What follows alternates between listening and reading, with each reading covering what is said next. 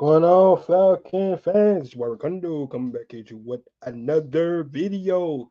Today, guys, I got an exciting show tonight to talk about. Break down the list. What we're gonna talk about. We're gonna talk about the salary cap, what it looks like once we heard the news yesterday that the Falcons released Jonnu Smith, how much potentially more cap space that they can actually get if they go with some more cuts that really doesn't cost a lot in dead cap and really would add more to something that they could do if they decide to cut some of these guys. We're going to talk about what we heard from our GM and our head coach yesterday during their press conferences. Um, what can we glean from what they was talking about? All the offseason moves potentially that they can make. Also, going to talk about the rumor mill is picking up, right? The rumor mill is definitely picking up, and what we expected to happen once these guys got to the combine. Everybody, all the teams there, conversation is going to start picking up. So we're going to talk about some of the rumors that's out there and what our speculation is, what the Falcons going to do, um, particularly with at the quarterback position.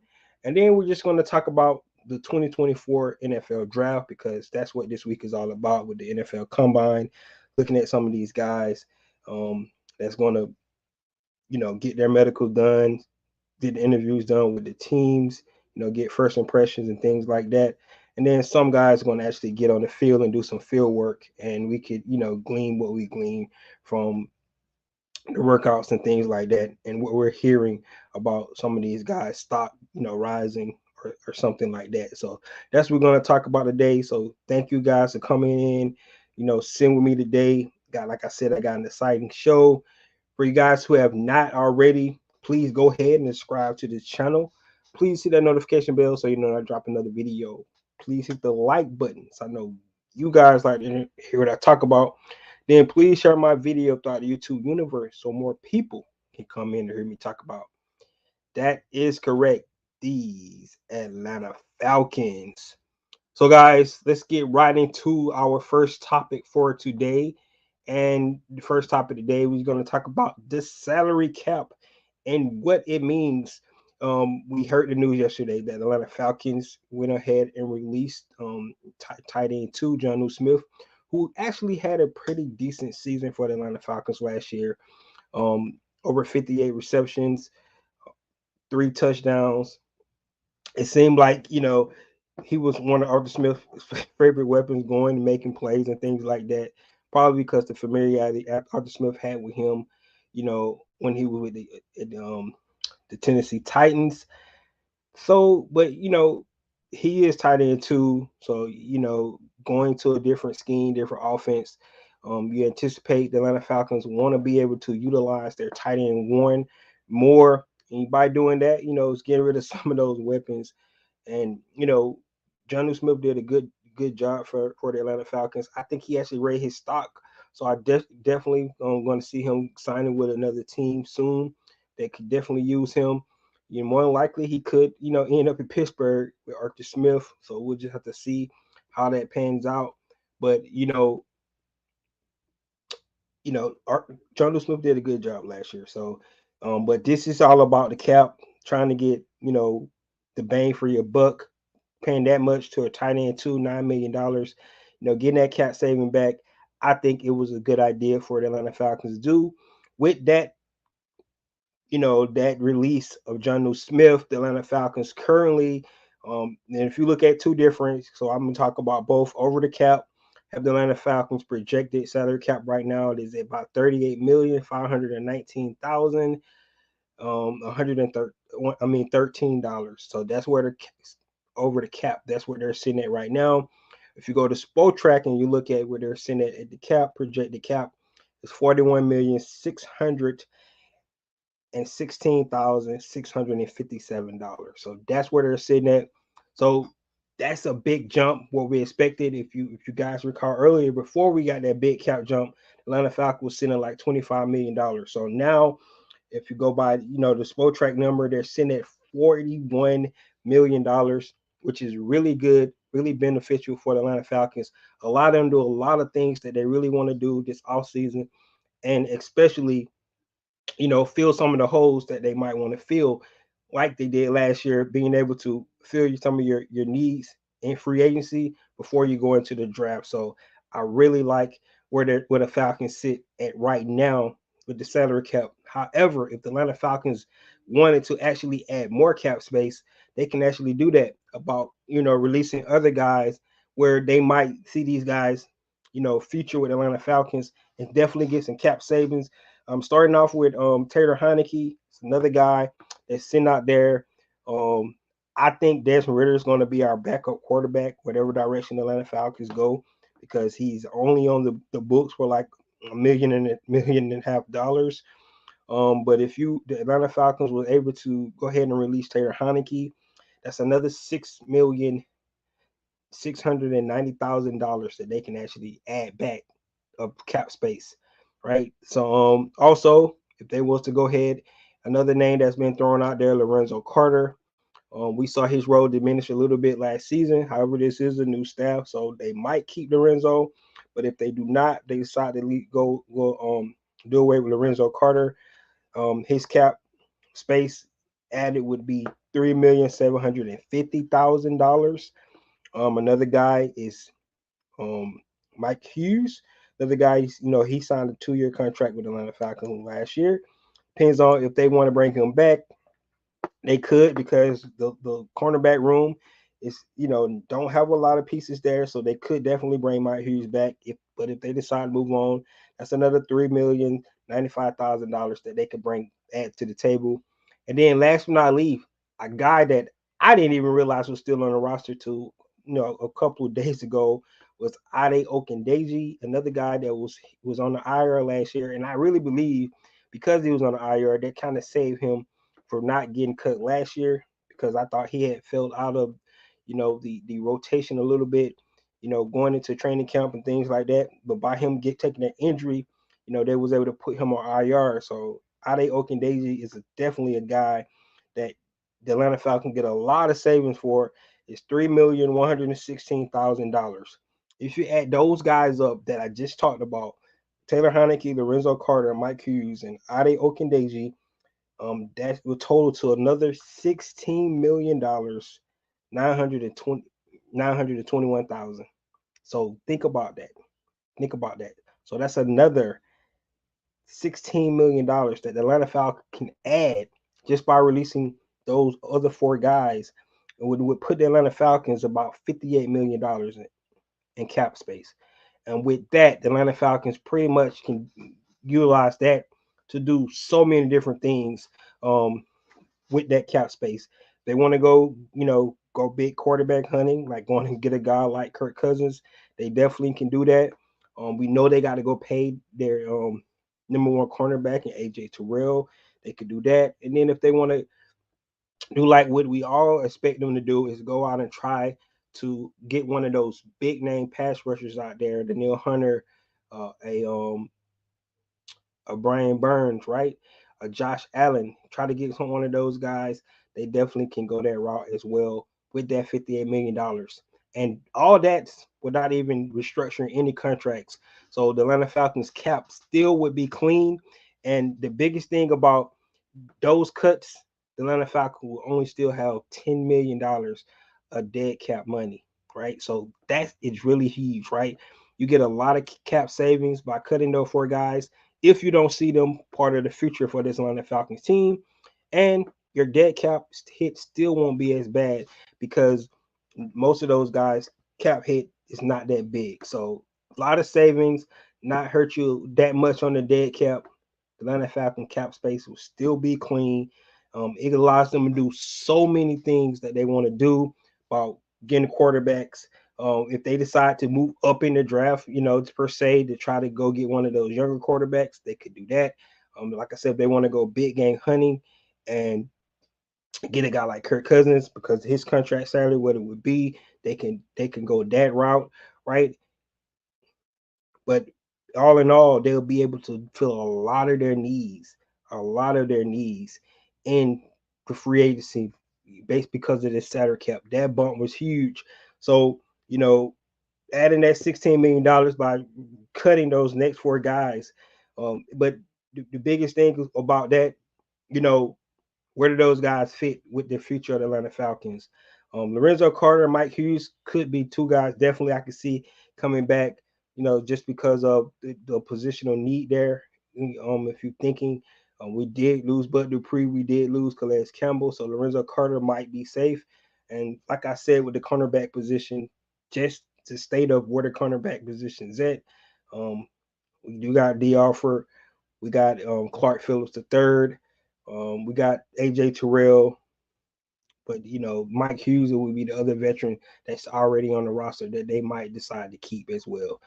So those two guys potentially, but in all, I could definitely see them, getting rid of Taylor Heineke, and also Ade Okendazi. I don't know where he fits in the with this new coaching staff. So that's where we have it, guys. That's the salary cap. I think the Atlanta Falcons have a big opportunity to make big moves without, you know, killing their salary caps. Keep it clean for future signing some of the young talent here in the near future, like a Kyle Pitts maybe. We still years away from a Drake London and a Bijan Robinson, but like I said, you'll be able to build around whatever direction the Atlanta Falcons decide to go with the quarterback position because of the cap space. You have to tip your hats off to Terry Fontenot and his staff being able to build this team and also at the same time keep a clean cap around. Biggest thing, one reason you still can do it because we are not paying that quarterback yet. Once we do that, then they really have to start doing some shuffling and trying to figure out, you know, how to maintain a clean cap like they have done so far throughout the years. So there you have it, guys. That's our cap space. Interested to know what you guys think about that. Would you cut these remaining four guys to get that 16 million extra cap space? If not, who would you keep and what would you think they should do? I already went on record saying they need to make sure they go get that pass rusher 100%. Looking at the free agency from a wide receiver standpoint, don't really like a lot of the guys that they could potentially target in wide receiver. From the UFAs. So I'm not 100%. I think they might go get the wide receiver from the draft. Of course, I think they're gonna bring some back our own free agents, just to start with their roster. But the free agency for wide receivers to me is really not that good. So um, be interested what the Atlanta Falcons decide to do with all these this cap space they got moving forward. Um, Definitely could go for quarterback. Just throwing it out there, they 100% could go for the quarterback, and we'll see what they decide to do with this cap space. All right, let's get into our next topic. Yesterday, our head coach and our GM did their round robin yesterday, talking, with the media about this Atlanta Falcons off season. And the theme from our GM this year is pretty much just being aggressive. In particular, being aggressive, going to get the quarterback. However, pretty much, of course, we didn't get no telltales of what direction they're leaning. They keep going through just talking about all the different options they have at the table, which is 100% true. They can look in the draft, they can free agency, they can do it via trade. So the Atlanta Falcons have so many different opportunities, ways to fill that quarterback position. But what we have heard from GM Terry Fontenot and Coach Raheem Morris is that they're definitely going to be really aggressive trying to get that. Raheem Morris went even further, saying that if the Atlanta Falcons had better quarterback play, this season, this 2023 season, he probably would not be the head coach of the Atlanta Falcons. And I'm going to agree with that because I believe if Arthur Smith could have got this team into the playoffs, I think he's 100% correct. I think Arthur Blank will decide not to go ahead and make a drastic move, like get rid of his head coach, bringing in whole new coaching staff. I just relieved that. So it's big statement to say. I mean, kind of stating the obvious. Um, a lot of people thinking that he tried to hit at our quarterbacks. I think it was just the overall the play of the offense total. All in all, definitely quarterbacks. It starts with them guys. If you think about it, quarterbacks get most of the blame along with the head coach. So that's why the Atlanta Falcons in the situation they're in because of that quarterback play and of course of the way the head coach, who also was offensive coordinator, um, the way the offense looked last year. So no surprise that we're in this situation, and it's no surprise that um, everybody, kind of feel the same sentiments, especially from a national standpoint, that Raheem Morris spoke yesterday about saying that if we had a quarterback, the Atlanta Falcons probably would have won NFC South, probably would have been in playoffs, maybe had opportunity to actually even beat the Philadelphia Eagles, like the Tampa Bay Buccaneers did, in that first wild card round. So that's just how it is. I mean, just be honest, just telling the truth. At the end of the day, sometimes that's what it boils down to, and that's where we're at. So basically, from what we heard from both of those guys, is that um we're not we don't have a clue what they're going to do at the quarterback position. We don't know if they're going to do it in the draft. We don't have a clue. Maybe we might hear something by the end of this week. Um, I can say this.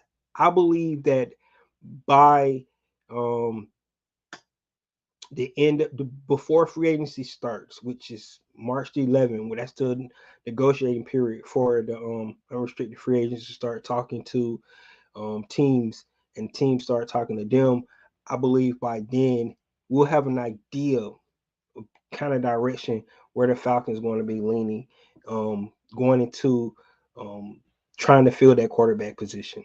Right now, they're evaluating all the draftees, think things like that. So, and no GM, no head coach is going to give you anything, right? It's almost like talking politics. They're going to give you the club line or whatever, try to throw you off. They're not going to give anything away because you don't want to give anybody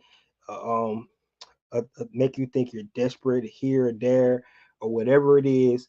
Um, they do talk behind scenes. We do know this, but you're not going to get anything of concrete that to lead you anyway. What you're thinking that the Atlanta Falcons or any team by that means what they're going to do. Right? We even heard from Sean Payton saying that he'll let you know about Russell Wilson's decision within the next 2 weeks. Which is what he mean is before the new league year start. And I think we all know that probably that relationship between the Denver Broncos and Russell Wilson is probably over.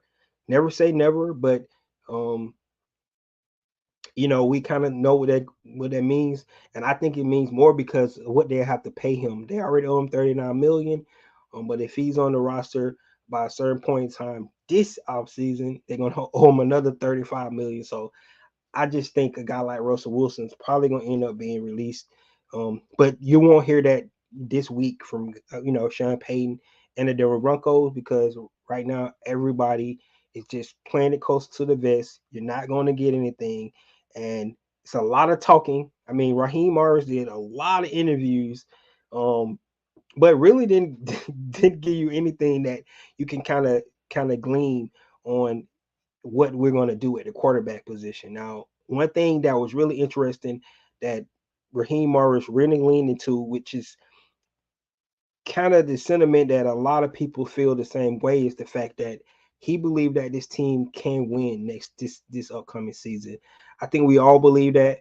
I think if you nail that quarterback position, get it right. We just talked about that salary cap where the Atlanta Falcons potentially, if they release the four guys, the extra other four guys that I talked about earlier, and Taylor Heineke, Lorenzo Carter, Mike Hughes, and Ade Okendeji, right? They can get up to about $58 million in cap space. And I think with that $58 million, they can actually before the draft even start, fill a lot of needs that they have, a lot of holes because the Atlanta Falcons do have holes. They're not a ready-made team, but they do have they don't have many holes, guys. They have a lot of talent on this team. So the holes that they can fill, I believe they go out and get that with that $58 million. Even if they do not, add that in, that $41 million that already is on the book right now, I still think the Atlanta Falcons have opportunity to to fill some of those gaps, fill some of their holes, and then with the addition of the draft, I think the Atlanta Falcons really can be competitive. So I do agree with Raheem Morris in that. One of the things that, like I said, he was talking about, and he's saying it's not arrogance, it's just being honest because of if you look at the roster, and I think we all had this sentiment last year. If the quarterback play just was good, right? We just wanted Desmond and Arthur Smith to just be mediocre, be average. If they would have been average, right, I think we would have been in the playoffs. So that's what he's saying. I think it's the number one thing they got to get down right is the quarterback position. It's no other way around it. But by him leaning into that, definitely putting a lot of pressure on himself, saying that he's going to put a winner on the field this year. But it's nothing wrong with that because that's what you're supposed to do.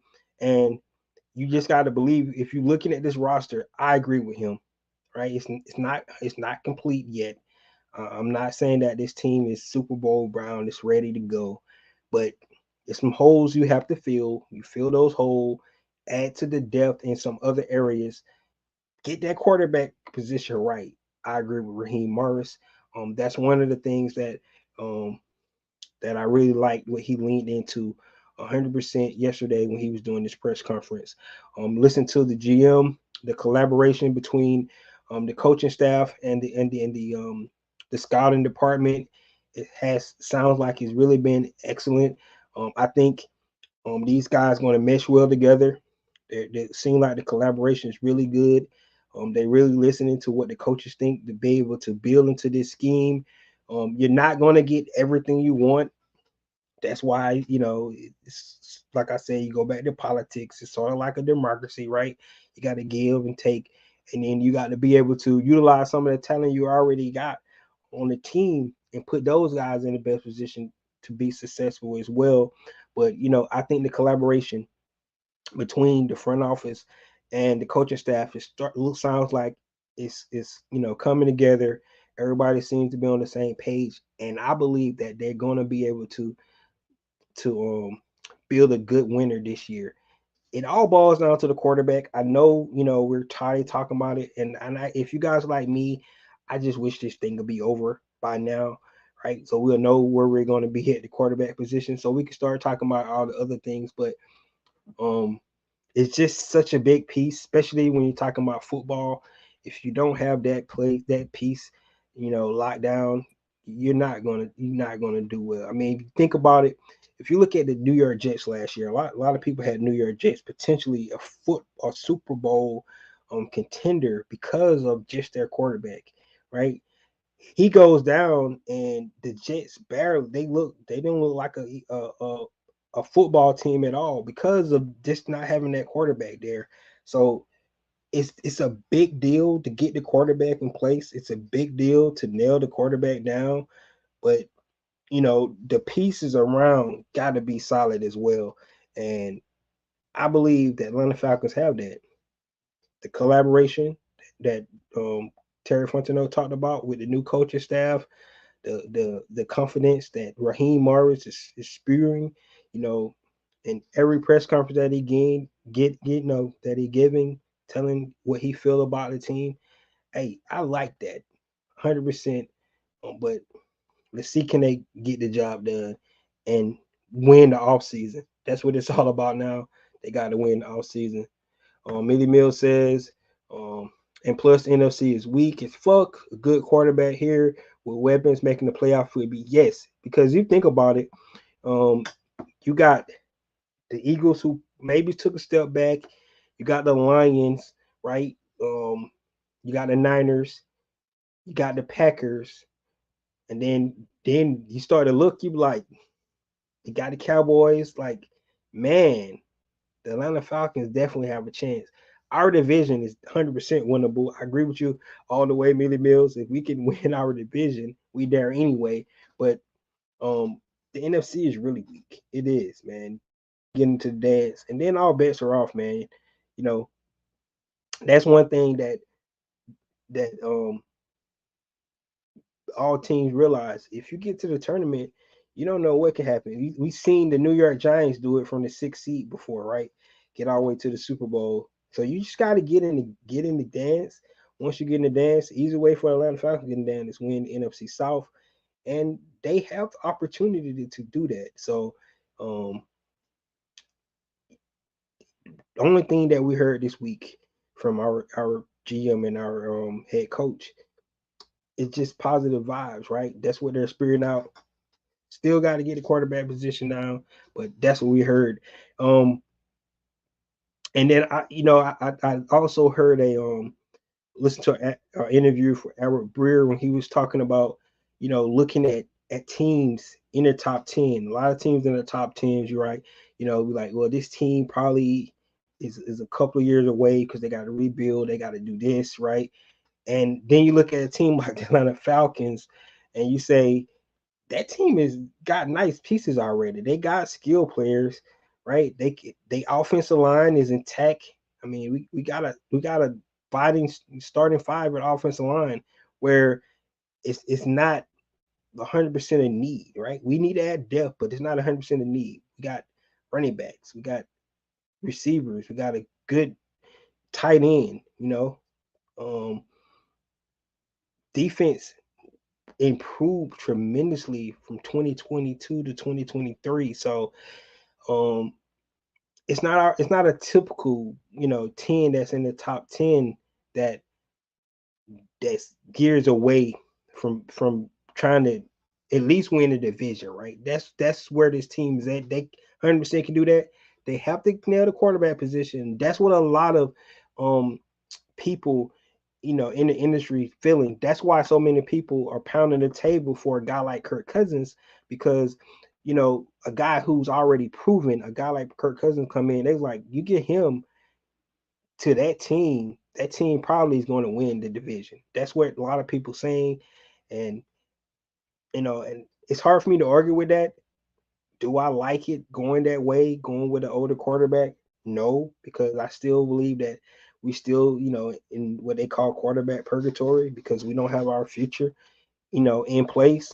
But being a winning team, winning division is always a good thing. So that's where we're at. And we just have to see how this thing, boils down. Millie Mill says, even if we get Justin Field, we probably make the playoffs. Yep, we're going to talk about rumor mill in just a minute, man. Um, what's going on, Ricondo? It's been a while. Rise up. What's going on, John? I haven't heard from you in a while, man. Um, I know you are you worried about uh the Kubiak going to the Aints, man? They got an offensive coordinator, and I know you was pounding fist with going to get Kubiak in, and they got his son.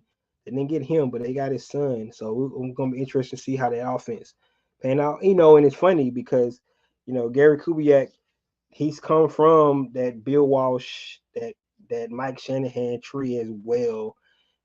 Just like Sean McVay, um, Zach Robinson, the same tree. That's why it's so interesting. So it's gonna be funny. It's gonna be interesting to see how these offenses, pan out this year with all those guys. Um, Michael says it doesn't matter if we win a division. It's weak since our schedule is hard next year. We need a quarterback that can challenge the NFL best next year. Yes, I agree with you. That's one thing I can't say. I agree with you. Our schedule is a whole lot tougher than it was last year, and it's because now we're playing the third place schedule because we came in third place in the division. However, the divisions we're playing, like we're playing the AFC West next year. So, and I think we're playing NFC East, if I'm not mistaken. So you're correct. Our division, our road is going to be a little bit tougher. or we might be playing AFC North. I can't remember right off the bat. I know we're playing Pittsburgh, but I think we're just playing AFC West, and I think we're playing the NFC East, if I'm not mistaken. So, but you're right, our schedule is hard. However, we still playing the third place schedule, so it's not as hard as the Bucks schedule or the Yanks schedule because they're playing the first and the second place schedule. Um, because they was higher than us in the division. They got to play the same division foes, but they're gonna play a little harder schedule than Atlanta Falcons because we got a third place schedule. So that's one of the things that we do got an advantage where we can maybe win our division. But I do agree with you 100%. We got to get a quarterback in here to be able to compete with some of these quarterbacks. I mean, when Patrick Mahomes comes to the Mercedes-Benz Stadium this year, we want to be able to get them a run for their money, right? That's what we're looking at. Um, Absolutely. Where he says he's worried about Kubiak. Man, they got Derek Carr. Don't be worried. We're gonna be good. And they got to figure out their cap issues, man.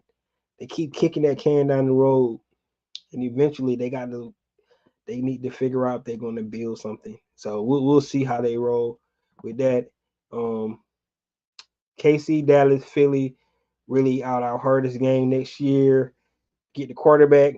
Ain't worried about none of the other. Okay, yeah. I mean, you're right. KC, Dallas, and but we can play with all those teams, man. Believe me. KC definitely gonna be the hardest.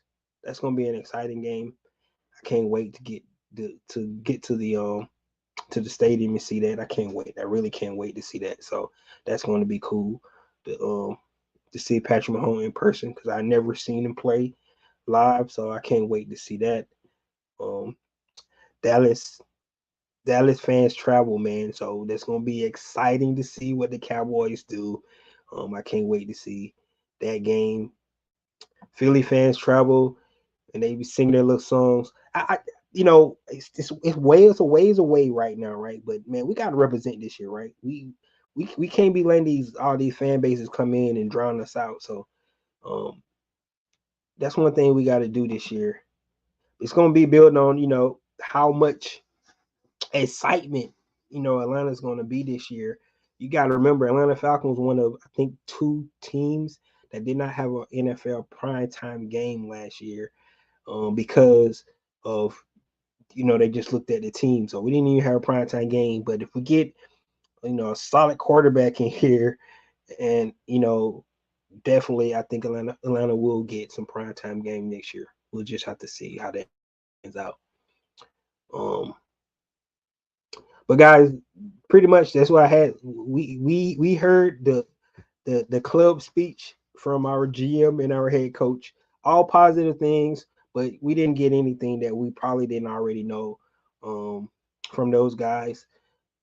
Some of the same stuff we heard, during the introduction press conference about they're a little further along in the discussions and things like that, but you're not going to get a whole lot in that was expected. They're going to do a lot of talking behind the scenes, right, with different clubs and things like that. And maybe, just maybe, you might hear something, by the end of this week. With that being said, let's go ahead into the rumor mill. The rumor mill is starting to pick up. We knew this was going to be the case. Right at the combine, we knew that it was going to start pick up right about things going along. Hearing a lot of more stuff coming out. I don't know if everybody was watching yesterday, especially on X, where it was reported that Atlanta Falcons had started having discussions with the Chicago Bears. Um, don't know how true that rumor is, right? We don't know if they made an offer or what the details with that, but it was out there. It was put out there. So you have to take all these stuff that you see 100% with a grain of salt. Don't feel some type of way either way. If you're excited because Justin Field may be coming to Atlanta, if you're mad that Justin Field may be coming to Atlanta, don't take it, because it's just a rumor, guys. We don't know. Like I said, if you listen to the GM and the head coach from either team yesterday, you didn't get any indication that it was a deal gonna be made, a deal wasn't gonna get made. You just didn't get that yesterday. So the rumor mill's out there, but it was exciting a little bit because I just want this to be over. Like I said, if they get Justin Fields, right, at least we know where we're going. Right now, we got to find out if they can make him better. Right, that's what it's all about. Raheem Morris talked about the number of quarterback coaches and people that he has that's going to make this decision to bring in a quarterback. And if all those guys put their brain trust together and feel like Justin Field, they could fix some of the things, fix deficiencies, and put him in the right situation. I'm just going to trust that until they prove me otherwise, right? That's just how you got to believe. If they decide to go really young, a really young quarterback has gonna have growing pains. It's just the way it is, the nature of the beast. But if you believe that brain trust, believe they can get this guy and ramp him up and do the things that they need to do, right? That's where it's gonna be. So you have to just trust the process. Um, but the rumor mill is going to get rampant. We're going to start hearing more rumors um, as we get closer, especially to the new league year, which is in coming up here in probably a week and a half here. What the next 12 days where they start doing negotiation period. So it's really gonna start picking up here real quick, real soon. Probably gonna start hearing more rumors, or it could end. They go ahead and pull the trigger. They make the decision, and either way, they and with this one, I'm just talking about Justin Fields, right? Because he could potentially be traded before free agency, right? Because he's already on a roster. If he gets traded, even if he does not get traded to the Atlanta Falcons, that rumor is dead, right? It'll be done. We don't have to worry about that anymore. We'll know that he's off the table. Now, what's the other direction the Atlanta Falcons go in, right? I do anticipate the Chicago Bears trading him. I do think they're going to go with Caleb Williams. So, I just the question is where is he going to get traded to, right? And do Atlanta Falcons really do have interest, in trading for Justin Fields? Right now, they are the favorite to land him. If you're looking at the betting odds and things like that. But if you go back, right, just just go back to the coaching search, right? It was betting odds that Bill Belichick was going to be the head coach for the Atlanta Falcons, and it ended up being Raheem Morris. If you go back a couple of years ago, before we traded Matt Ryan, Deshaun Watson was pretty much a done deal, and what happened with that? So you can't believe in the rumors.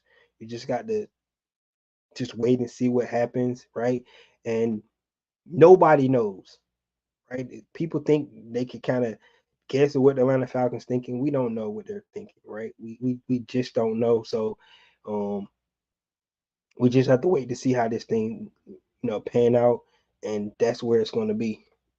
Miller Mill says um LA might be tough little game. We always handle Seattle and Pittsburgh. Yep, Minnesota probably lose Kurt. So yeah, all we need is a quarterback. Yep, it's gonna be exciting this year. Pittsburgh always tough, man. You're right. Especially that's Arthur Smith. He's coming back home to get his revenge. So we're gonna see how that pan out for him. We'll see, who's gonna be they sitting the caller when he come to town. I know he's gonna be ready for the Atlanta Falcons though. So that's gonna be really exciting to see how that game. That's another exciting game, especially with the Terror Towers. They came in for the preseason last year and it was loud then. So I can imagine how it's going to be during regular season. I agree with you. So that's going to be interesting to see that game as well. But guys, like I said, we're talking about the rumors. Just take all these rumors with a grain of salt. I don't know if you've seen it. The Instagram post where Justin Fields' agent posted him jumping up and down, right? And speculation what he said, what he did say, right? It was crazy for a moment. So, maybe thought you was gonna hear something today or something like that. It's just so many things out and people trying to figure out what's going on. I just say be patient and wait. Yes, we wanted the news either way. But we'll just have to see the direction they go in.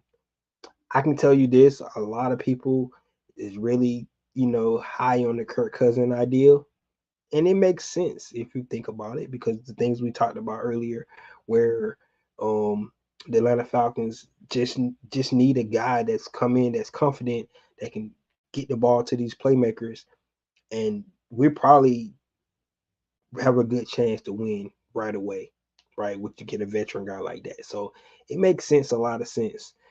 It just doesn't fix the quarterback position for the next 10 years, right?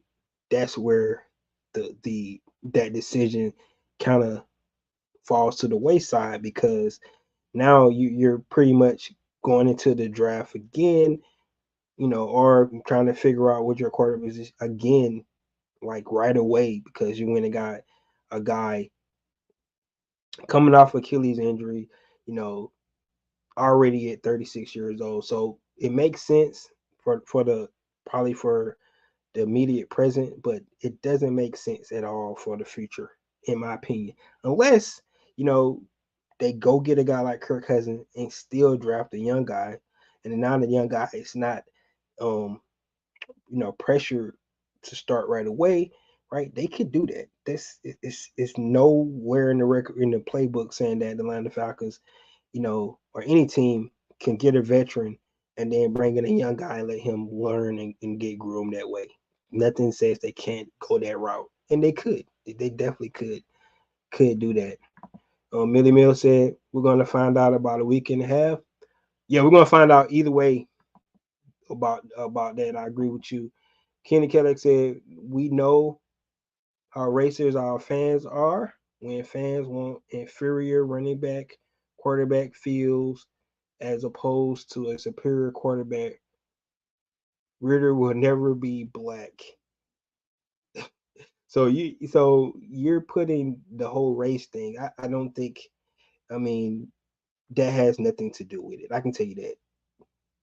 If Ritter played well last year, um, that wouldn't have mattered. That wouldn't have mattered at all. I don't believe that. I mean, we had a white quarterback for 14 seasons.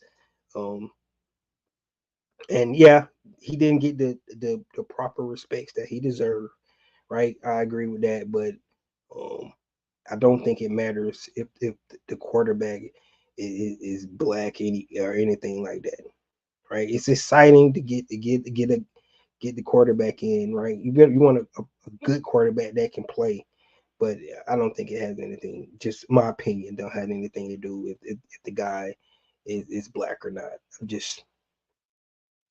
I mean, especially for me, I've been a fan for years, and the way I mean, Chris Chandler got us to the Super Bowl. He was white.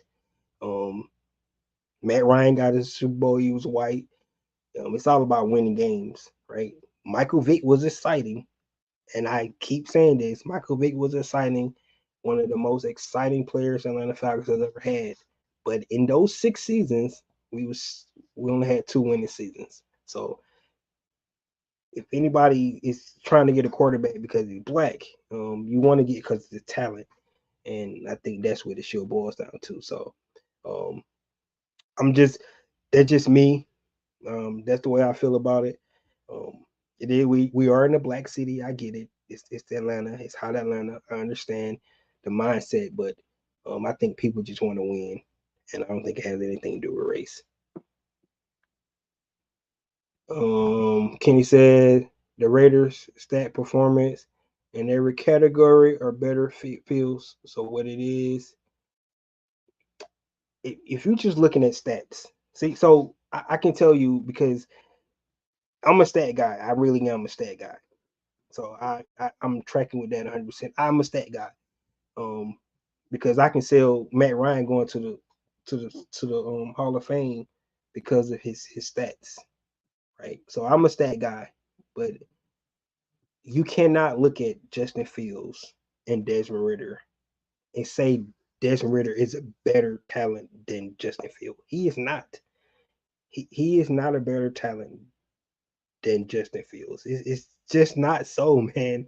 Um, Desmond Ritter has played more football than Justin Fields.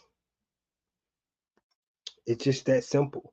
So he should have more polish in him. He should have, right. He played over 50 games in college, right.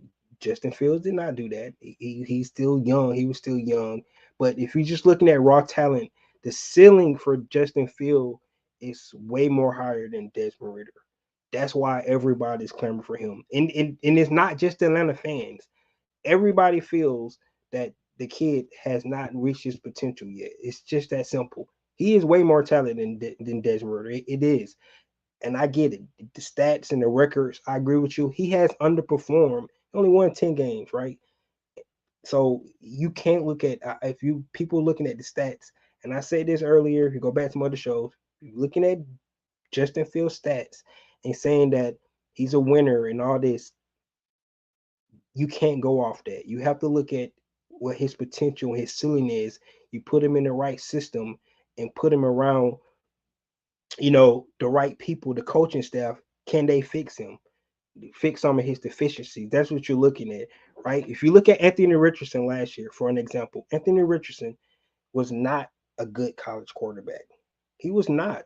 I mean, if you watch the Georgia Bulldogs, um, play Florida, and you watch Anthony Richardson play in the SEC, he was not that good. He showed flashes. He had the potential. That's what he showed, right? But the Indianapolis Colts took that ceiling potential, what he could be, and that's why they drafted him, right? That's why they drafted him. That's why you would get Justin Field, because the ceiling potential. They feeling that if they get him in their locker room, they get him into their building, their coaching staff, they might can fix him. That's the only reason why. Desmond Ritter can play, but his ceiling is not higher than Justin Field. It's just not, right. He's a solid quarterback. I think he's a good NFL quarterback, but he's gonna be limited. It just is. He's gonna be limited. He can't. He's gonna be a solid quarterback in this league. He's not ever gonna do um he's not going to be that. He's not as talented as Justin Field. It's not, man. I'm sorry. That's a fact. Um, and you just have to understand that. Now, Justin Fields may never reach his ceiling. He might just be broken. He might never be a good quarterback. But his talent and his ceiling, you can see it. It's way better, just completely better than Desmond Ritter. So it's no other way to look at it that way. Um, I believe the Falcons move up to draft number 2 and get the third quarterback. It's going to happen. The Falcons don't want to get the same situation we have with Matt Ryan. I agree. We're going to talk about the draft in just a minute. It's because Ritter is the third pick, former head coach guy, not Heems, plus the turnovers being the third pick hurt him too. Yeah, I mean, all that stuff is true. I mean, Desmond Ritter he had his opportunity last year, man. He blew it. I'm just sorry, he did too many turnovers. Um, no spect. He didn't do nothing. We be like, wow. He didn't do any wild plays at all at quarterback. Didn't go on a tear where he completed 14 straight passes that he looked like he was in the zone. Not one time he made plays. Just like I said, he's a pro quarterback, but he's not a franchise, in my opinion. I'm just saying what I feel about it. You know, that's what I feel about it. Stats are per measurement, performance pay. Yes, you're correct. That's how they get paid. That's how they get paid. But like I said, it's about the ceiling. Um, just look at what they did the field for real. They do impact the game or not. Field Bears Cap said the exact thing about Ritter. We can develop him, but only Fields can with mysterious, none is instant magic. Sorry. I mean, that that's your feelings. I just I don't I agree with you. You can develop Ritter. but he's not as talented as Fields. It's just that simple. And and the problem with everybody taking up for Ritter, right? It's like nobody agrees with you but you. Like nobody thinks he like it's you can just look around. Nobody's saying the Atlanta Falcons should run back with Desmond Ritter. Nobody's saying that. Not one person saying that. but you guys just want to take up for him. Like nobody saying, not even the coaches. Nobody's saying that Desmond Ritter is going to be that guy next year. Like I understand how y'all feel, but nobody, not one person I have heard, and I look at Falcons content all the time, right? Nobody says that he's going to be the guy, but you guys, and I don't understand why. Like he put it on the tape, right? His ceiling's not as high. That's why. It has nothing to do with it's just about when you looking at the talent overall. That's what you're looking at, the raw talent. And you so if Phil's come, I guess you just gave up on the team. I mean, that's just their feeling though. I get it. I'm tracking. Look, Falcon fans will not judge Ritter. We have a terrible head coach, Art Smith. The Falcon fans that already just judged this Ritter. I'm one of them, and you can go back because I was the Ritter fan club. I was a Ritter fan club last year. I was taking up for Desmond Ritter all last year, but I have seen it where I don't think he's that guy. He's not, man. Like it was to the point when I'm watching Desmond Ritter play because I went to every game last year, and I was afraid he was going to turn the ball over when he dropped back. It had got to that point. I was afraid he was going to turn the ball over. And I'm not even saying you go get Justin Fields, but Desmond Ritter is not the answer. So I'm just saying you don't have to bring Justin Fields in. You can bring any other quarterback in, but Desmond Ritter is not the answer. That's what I'm saying. So like he's not the guy. I'm sorry. Remember, take 11 players. Yeah, but 11 players don't throw the ball directly to guys. 11 players don't fumble 12 times. Like that's him. He did that. He threw the ball to other guys. He the one fumbled the ball. That's him. Like the plays called, but he the one threw the ball. He the one fumbled the ball. He had a triple double, man. 12, 12, 12. Like no. Just a field turnover machine. You're right, but the ceiling. Yeah, I mean, it's to me it's simple. Like both of the guys is have problems, but one ceiling is higher than the other. That's why I look at that. So I'm not selling Justin Fields because I don't know what direction they go in, but you cannot look at both of those players and say that Justin Fields not better than Desmond Ritter. I'm sorry. It's that's even not a thought. Blank Robinson and Yates have said they mishandled. Yeah, yeah, yeah. That's what you interpret them what they said.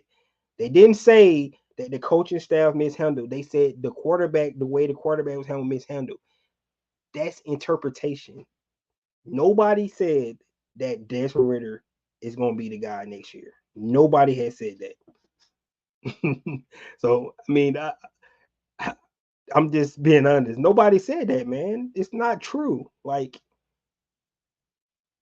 if they even felt like Desmond Ritter was going to be the guy, you wouldn't have these guys saying they're aggressively going to find the next quarterback for the Atlanta Falcons. That's what they keep saying continuously. That's what they're saying. So nobody thinking Desmond Ritter is going to be the guy. He's a good backup. I think he's going to be on the squad next year as number 2, but he will not be the starting quarterback.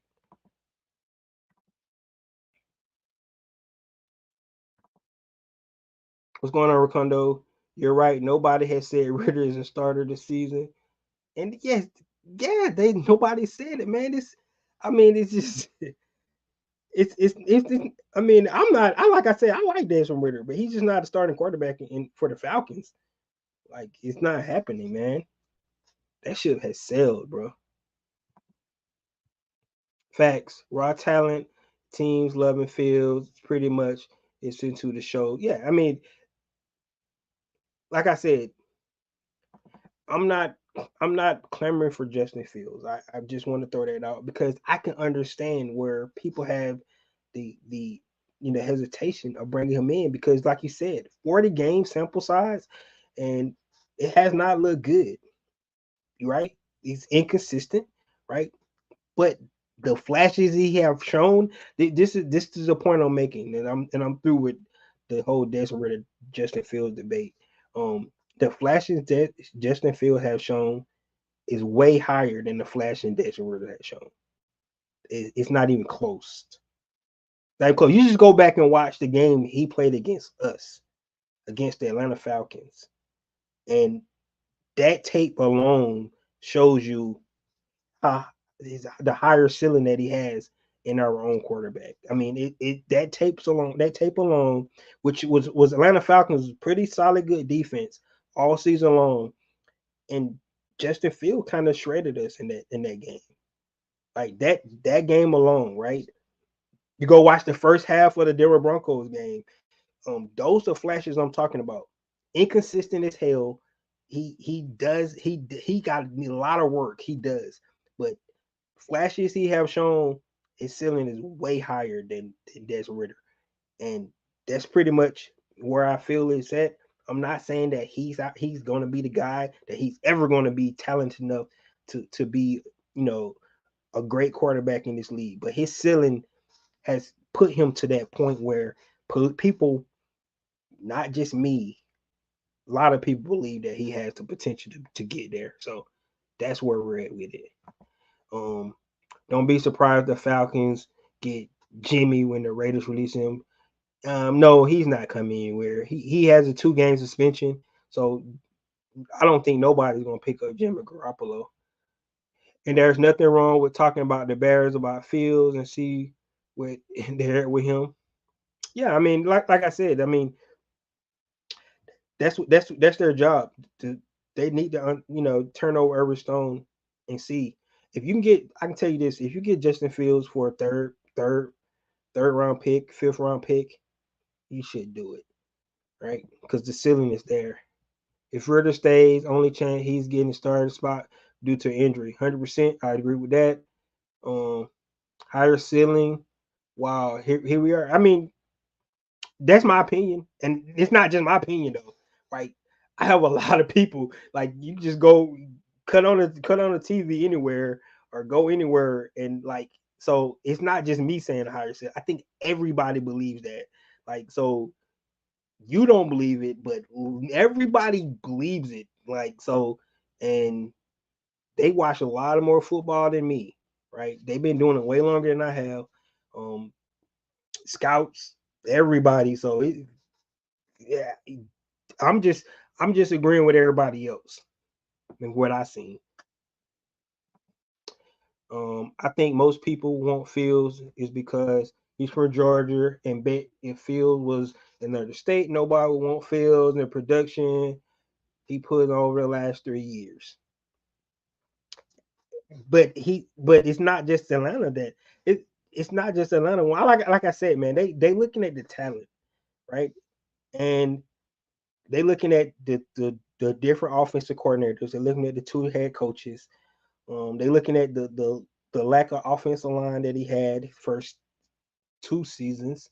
I think they kind of rectified a lot of that last season, and they thought he was going to take the jump last season. That's why they traded out the number 1 pick. However, he still had that inconsistency last season as well. So because if he would have shown anything this season, we wouldn't even be talking about a Justin Field trade right now. He would have been their guy. But there's still questions there. That's why he's in the trade discussion. So you're right. That's why he's on the trading block right now because he has not shown what the potential what he can do. So I agree with you. Um, if you're looking at his numbers and things like that, it would be insane. But I'm telling you, they're not looking at that. They're looking at the ceiling. They're looking at the potential. Um, and a lot of people arrogant, maybe they were saying that if I can get that guy, I can fix him. A lot of people believe that, right? But you can see the flashes, right? I would think if you couldn't see something, nobody would be talking. Like, I don't think nobody gonna be clamoring for Zach Wilson, right? Remember, they got drafted in the same draft. Zach Wilson got drafted at number 2. Justin Field went at number 10, right? Because they traded up to get him. And you do not see the same talk about Zach Wilson because he hasn't shown anything. Like I said, the glimpses that Justin Fields has shown is just different than like a guy like Zach Wilson has shown. So that's what I mean. I don't think I think the storyline, you're right. The storyline for him coming to Atlanta is what that would sell, you know, the season and still plots and things like that. It'll be a good story, right? I agree. I think that's why people want to see a hometown kid come back home and things like that. So I'm tracking one on that. But I think when the people see what the potential of the offense got to look, if they can get it right, that's what a lot of people see as well. So, and I'm just curious. Like I said, I would do it for a cheap pick just because you got a 2-year rental to see what you can do. That's just me. Millie Mill says the big question about Justin Field, how much Terry finna give, is as when the time is paid. If he still looks the same, here Terry. But see, that's the thing. Like, you only have him for $25 million, right? Which is cheap for a quarterback. You don't have to pay him yet. So, and you have 2 years to find out. So that's what it is. It's a risk. And you guys go back to my last video I did on Monday, risk versus reward. It's definitely a risk, man. It's like, but it's a risk to go out and get a rookie quarterback as well, because you never know. You don't know how those guys gonna pan out either. So, like, you have to weigh your risk. That's what you're doing. That's what you're doing, right? If you listen to what the Buffalo Bills GM said yesterday during his press conference, right? When he went up and got Josh Allen, because everybody said that was a bad move because he moved up from 27 and went and got Josh Allen, right? And his exact word was, "Well, if it don't work, I ain't gonna be here anyway." Right? That's what he said. If it don't work, I ain't gonna be here. And if it does work, nobody gonna give a fuck about how many assets he gave up. Right? That's what it boils down to. It's a risk. You have to weigh it because you're not making if you knew that it was going to work out, you would have did it already, right? But you don't really know. That's like moving up and get a young quarterback. You don't know. You think you know, but you don't know, right? Just like last year when Arthur Smith, Arthur Blank, Terry Fontenot, they all decided and they stumped their table down for Desmond Ritter. And Arthur Smith got fired because of it. He took a risk, man. Took a risk on a third round quarterback. And he thought he could get him to play well.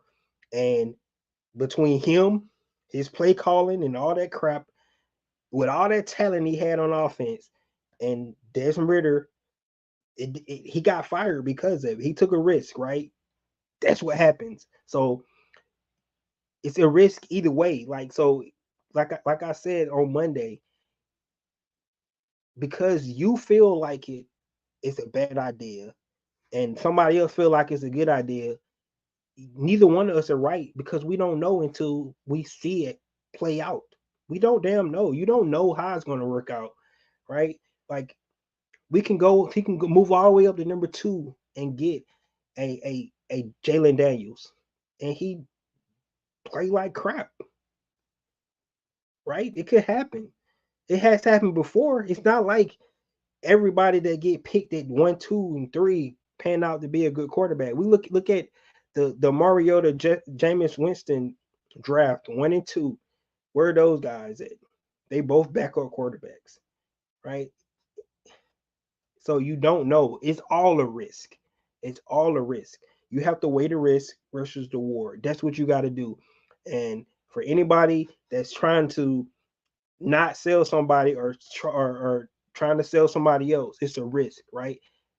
Arthur Smith took a risk last year with Desmond Ritter, and he got him fired. That's what happened, right? You go out and get a guy, you give up all your draft capital, and we move up in the draft and take one of those young quarterbacks, and he don't pan out, you probably more than likely Terry Fontenot or Raheem Morris is going to be out the door, 100%, right?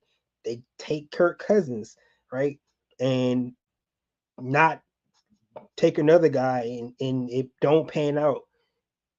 It's a risk, guys. That's what it's all about. Because it's not. If it was 100% proof of the decision they made, they already don't made it. That's why you got to make the best decision to what you think you that's going to work for you. That's what it's all about.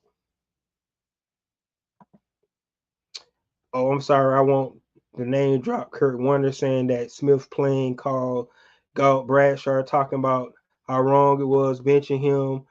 How Matthew said, yeah, I seen all that too. I agree with you. I seen all that too. But guess what? Arthur Smith got a job already. So somebody didn't agree with those guys because Arthur Smith got fired within a week and a half. He had another job. So obviously somebody thought that he could play call. And that's see what I'm saying? So like just because somebody have an opinion about something doesn't mean that it's right. Like he got hired like week and a half after he got fired to be an offensive coordinator to call plays for another quarterback. So like your point, you like I said, most people when you make points, you have data to back up your points, right? But then somebody else have a counterpoint to just to say something totally different, right? Because if he was that bad that that that you're talking about, he wouldn't have got hired somewhere else. Just that simple. Um, Ron Arthur Smith got fired because Arthur Smith, not Desmond Ritter. Okay, he got hired too, just as quick. That's my refer right. Ritter was drafted by blank, and Fontenot and Smith got fired. Okay. How about this? Ritter trash, Justin Field trash, and Arthur Smith trash. Yeah, yeah. This is the funny part about all that, right? Arthur Smith trash. He got another job. That's Justin Fields. I promise you will have a be a quarterback somewhere in NFL next year. Desmond Ritter going to be a backup. That's a fact. So like, so you can say what you want to say. They all trash, but two of those guys are going to be playing next year, and one of them going to be a backup unless somebody get hurt. Ritter is currently quarterback for number one. Yep, for about another another 3 or 4 weeks. I agree with you. He'll be he'll be number one for about another 3 weeks. I agree. I'm done. Thanks for the discussion, sir. Hey, you too, man. Appreciate it, dog. Come back, man. Don't be a stranger. Please come back. Please come back. Um, let's go to the last topic, guys. 20 the 2024 draft. And the reason I want to talk about the last topic 2024 draft is the fact that the Atlanta Falcons do not control um the quarterback decision in the draft. They have no control over it whatsoever, right? Um, that's why you have to look at the other options, right? If the Atlanta Falcons set at one of the top three picks, it'd be simple. Do you already know where they're going? They're going to draft one of the young guys, and right, and we won't even have the decision. We just need to figure out who's going to be there. Where when they get ready to pick, right? That's pretty much what it would be like, right? The Atlanta Falcons said at 1, 2, or 3, right? Who's going to be there when they pick, right? That's if they think they want another guy, they might move up a pick or something like, depending on where they're at, right? So that's where this 2024 draft is really interesting, especially for Atlanta Falcons because they don't control that quarterback spot. They don't control what happens with the quarterback. That's why it's really interesting. That's why, everybody's saying they can be aggressive, move up. Well, the teams in the top three has to want to move out for the Atlanta Falcons to move up, right? And it's going to be expensive because it's for a quarterback for one thing, right? You asking one of the teams that need quarterbacks because all three of those teams need a quarterback unless Chicago decides to keep Justin Fields, right? But all those teams need a quarterback. So asking them to move out is going to be really expensive, right?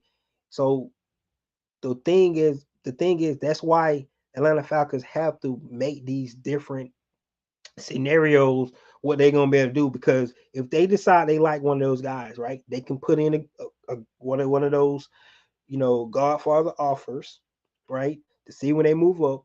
One of the teams bite, right, giving up all their draft capital to move up, right, to move up to number three. They said it probably is 2 firsts and 2 seconds, something like that, to move up. That's definitely what they would have to do, right? 2 firsts and 2 seconds, something like that. To move up number one, it'd probably be way more than that. So to move up to second, it'll be more than that. So that's what they have to give up. So that's the thing. They don't control what happens up top, right? One of those guys got to be a player, right? So the Atlanta Falcons want to move up to the top three.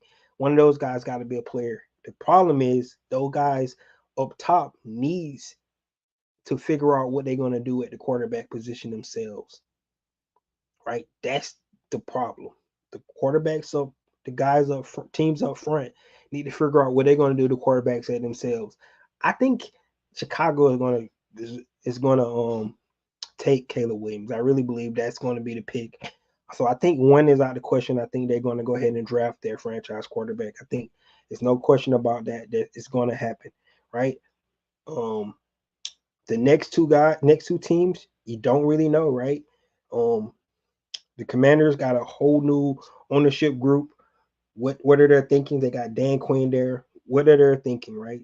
Do they want to build around, build a team up first, and then go get their quarterback, or do they want to just start over right now, get your quarterback for years to come, and then build around him, for the next couple of years? That's what they got to decide. That's what the Washington Commanders got to decide.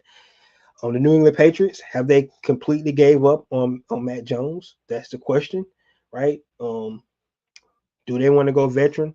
A lot of people saying that they have a lot of holes to fill. So going out to get a young guy right now might not be the route they want to go because they have so many holes to fill and they know they're in a rebuild, right? So maybe that spot could be open for the Atlanta Falcons to move up. But in the end, this draft is controlled by those top three picks.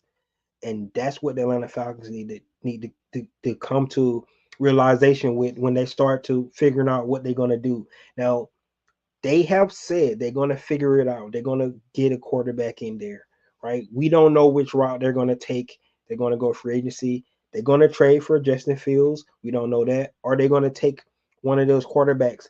Or maybe they sit at 8 and take the second tier kind of quarterbacks like a Michael Penix, like a Bo Nix, like a JJ McCarthy.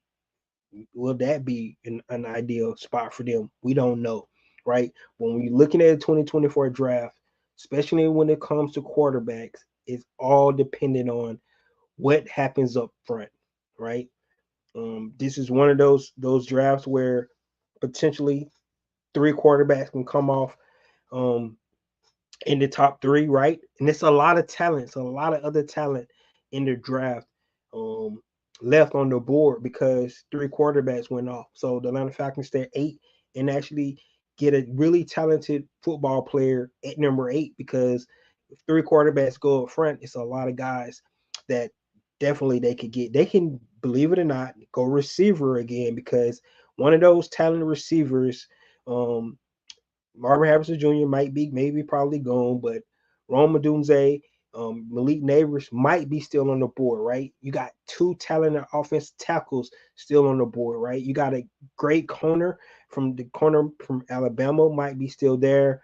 Or you can go to one of your needs, and double down on a pass rusher, right? Because I'm thinking they're going to get one in the free agency. So that's what I'm saying. So it's so many avenues that the Atlanta Falcons can take in this draft, but it's really going to boil down what happened at 1, 2, and 3, right? That's where it is, and this is where the Falcons need to get information early, right? Because if they don't have a quarterback when it comes to the draft, those free agents targets, those that trade target for Justin Fields, that might be out the window. So they don't have an option but to go rookie, right? Now it really is going to boil down what happened to those 3 picks, right? They need to get information now, right? I don't think the Falcons can afford to wait until April if they don't have a quarterback. What they're going to do. So I'm thinking if you're going to make a move for one of those top 3 picks, you need to go ahead and try to trade for that early on. And it's hard to say this, but it needs to happen before free agency starts. I just feel like it needs to happen before free agency start because that shapes everything that you're trying to do. It's early on, I get it. It's really early, trying to trying to go ahead and make those decisions because there's a lot of information teams still trying to get on these draftees, and a lot of teams haven't made a decision who they're going to pick, you know, in March, early March, right? But this decision being so important for the Atlanta Falcons, right?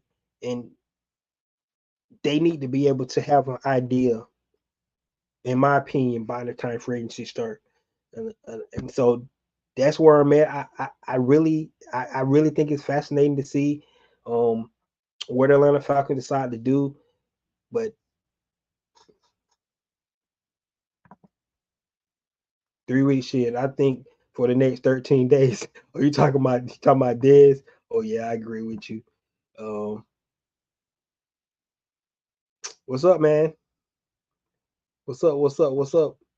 Yeah, man. I just this draft is this probably be one of the most exciting drafts.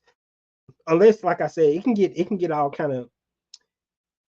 of laid out earlier. We can get an idea real early, right? Because a lot of these teams gonna you know get their quarterback decision kind of filled out a little bit in free agency. Some teams will, right? I mean, you think of the quarterback needy teams that we can just think about. You think about, of course, the Falcons. You think about the top 3 teams on the draft board. You think about the Vegas Raiders as a team. You think about the Minnesota Vikings. You think about the Denver Broncos. Those teams are right outside the top 10, right? Will one of those teams try to move up into the top 10 to get a quarterback that they're liking, right? Um, the Pittsburgh Steelers, we just talked about them. Are they you know confident that Kenny Pickett can do it? Right, he's the only one on their roster right now. Mason Rudolph is going to be a free agent, and they already let Mitch Trubisky.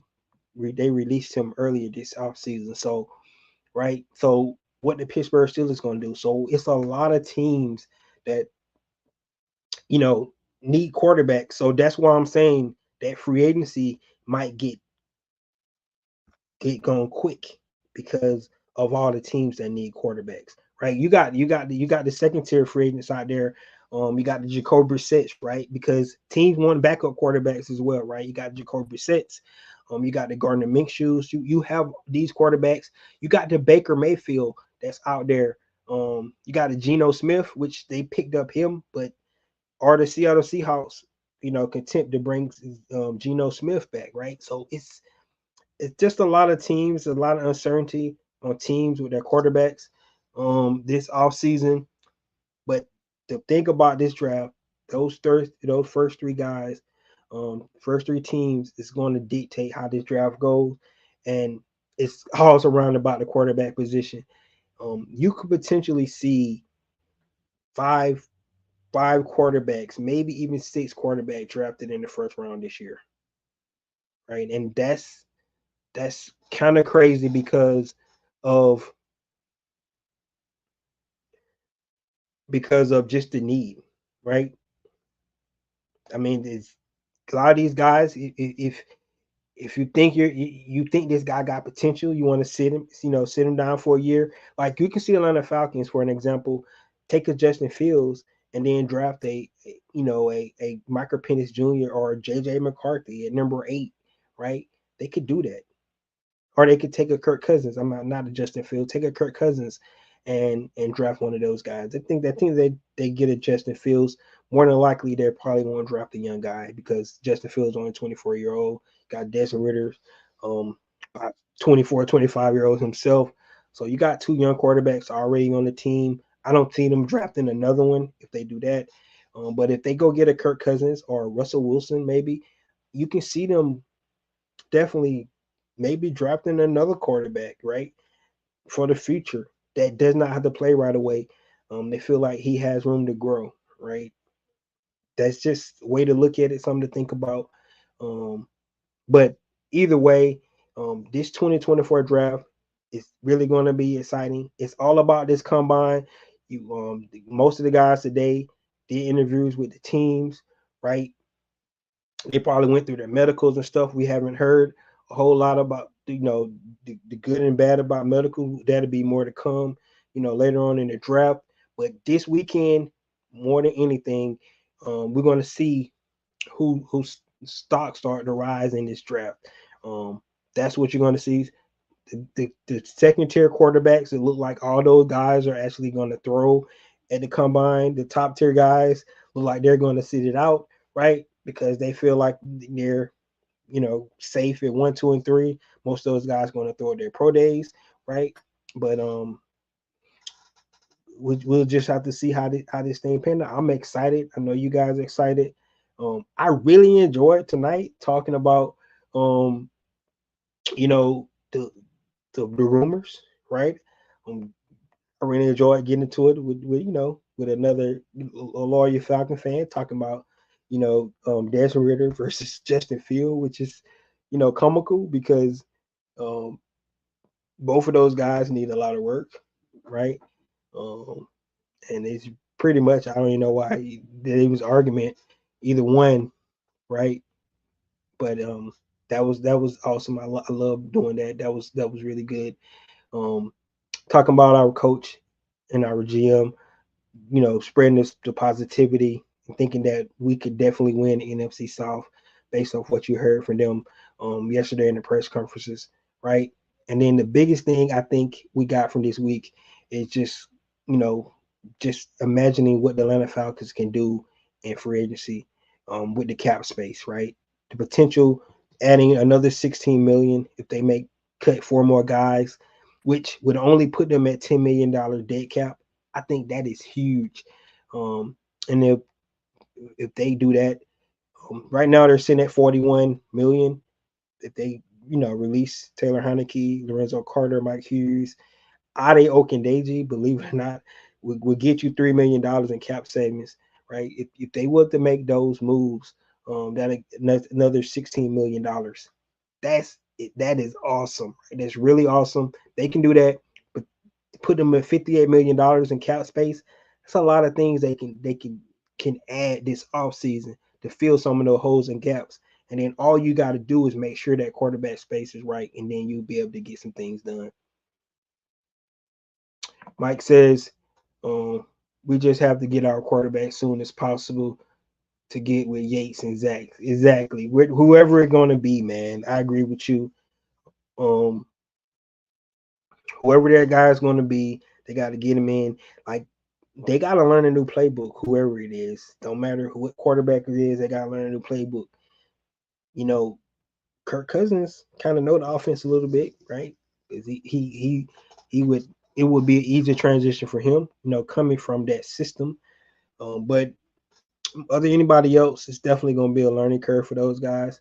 Um, I like what I've been hearing about Zach Robinson, the way he simplified the offense for his quarterbacks, which just like Kinnick said here when he was clamoring for Desmond Ritter, he simplified for Desmond Ritter as well.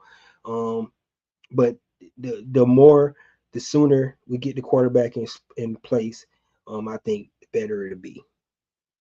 3 Dirty says Ken O'Malley, new regime should kick tires on Ritter. We can't change the fact that it was drafted and not put in the best position. I'm looking at our OC to give him a fair shake. Yeah, yeah, they're gonna give him a fair shake, but he ain't gonna be the starter. I'm I'm I'm sorry. He's not gonna be the starter. 3 Dirty. You know this, man. Like, come on, bro. Like, he's not gonna be our starter, man. They go give him a fair shake, all right. Like they looked at the film. They looked at the film. Like I can't believe this what really gets me, man. Right? You guys, you guys act like Arthur Smith like completely this like ruined this guy. He had some culpability in it, right? It wasn't Arthur Smith's first time calling play. He called plays with Matt Ryan. He called plays with Marcus Mariota looked better than Desmond Ritter, right? Like, come on, man. Like, you guys acting like Desmond Ritter, like, just was ruined by Arthur Smith. No, he was not. Arthur Smith had some parts in it. I agree, but Desmond Ritter did some of those things himself. That last interception he threw, right, in the Carolina game, that has nothing to do with Arthur Smith, man. Like, come on, guys. Like, be real. Like, you guys, I get it. Arthur Smith didn't put him in the best positions, but he made those plays. The Commanders game, how many turnovers he had in the red zone? Go back and look at the game. Arthur Smith didn't tell him to throw the ball right to the player in the end zone. He didn't tell him to do that.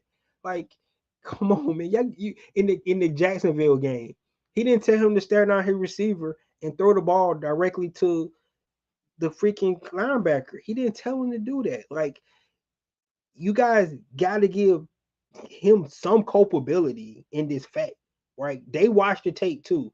Like, he's not the guy, man. I'm sorry. Like, and I was on the fan club for him for a lot of the season.